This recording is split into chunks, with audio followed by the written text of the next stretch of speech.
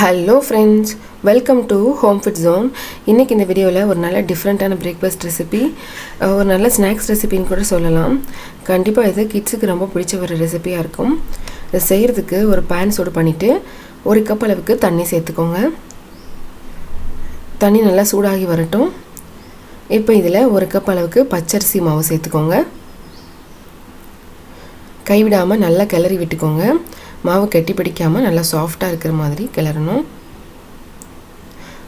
தண்ணி முழுசையுமே மாவு நல்லா இந்த மாதிரி எடுத்துருக்கோம்.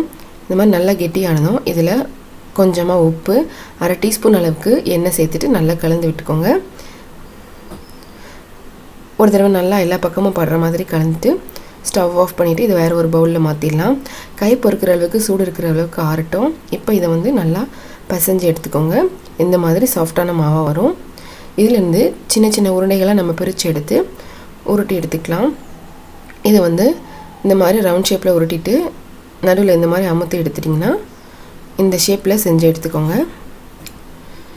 இதே போலவே எல்லாத்தையுமே செஞ்சு எடுத்துக்கோங்க. இந்த மாதிரி நம்ம பண்ணோன்னா நமக்கு மசாலா நல்லா உள்ளே போய் சேரும். அதுக்காக தான் இது நம்ம இட்லி பாத்திரத்தில் வச்சு வேக வச்சு எடுக்கலாம். கரெக்டாக 5 நிமிஷம் மட்டும் நல்லா ஹை ஃப்ளேமில் வேக வச்சு எடுத்துக்கோங்க. இப்போ பார்த்திங்கன்னா நல்லா வெந்து வந்திருக்கு.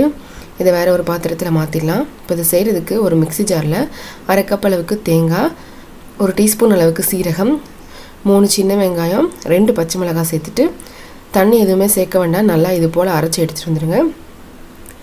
இப்போ ஒரு பேன் சூடு பண்ணிக்கோங்க. இதில் 2 டீஸ்பூன் அளவுக்கு எண்ணெய் சேர்த்துக்கோங்க.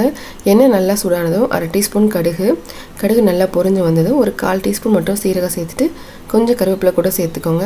இது கூடவே நம்ம அரைச்சி எடுத்துகிட்டு வந்த தேங்காய் மசாலாவையும் சேர்த்துக்கலாம். இதில் தேவையான அளவு உப்பு, ஒரு பிஞ்ச் மஞ்சள் தூள் சேர்த்துட்டு நல்லா கலந்து விட்டுக்கலாம். மசாலா லேசாக பச்சை வாசனை போகிற வரைக்கும் கலந்தால் போதும். ஒரு 2 நிமிஷம் மட்டும் நல்லா இந்த மாதிரி ஃப்ரை பண்ணி எடுத்துக்கோங்க.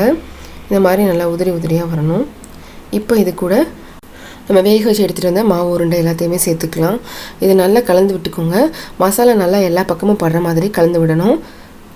இந்த அளவுக்கு நல்லா மிக்ஸ் பண்ணிவிட்டு இதை நம்ம இறக்கிடலாம். தேவைப்பட்டதுன்னா கடைசியாக கொஞ்சம் ஒரு அரை டீஸ்பூன் அளவு நெய் சேர்த்துட்டு கூட கலந்துக்கலாம். நல்லா வாசனையாக இருக்கும். நீங்கள் ஸ்நாக்ஸாக கொடுத்தீங்கன்னா சூடாக ஒரு கப் டீயோட ரொம்பவே அருமையாக இருக்கும். அதே சமயத்தில் கிட்ஸுக்கு ஒரு நல்ல பிரேக்ஃபாஸ்ட் ரெசிபியாக கூட இருக்கும். கண்டிப்பாக இதே மாதிரியே நீங்களும் செஞ்சு பாருங்கள். இந்த ரெசிபி உங்களுக்கு பிடிச்சிருந்ததுன்னா லைக் பண்ணுங்கள், ஷேர் பண்ணுங்கள், கமெண்ட் பண்ணுங்கள். கண்டிப்பாக ஹோம் ஃபுட் ஜோனுக்கு சப்ஸ்கிரைப் பண்ண மறக்காதீங்க. இதே போல் ஒரு நல்ல ரெசிபியோட நாளைக்கு உங்களை மீட் பண்ணுறேன். அது வரைக்கும் பாய்.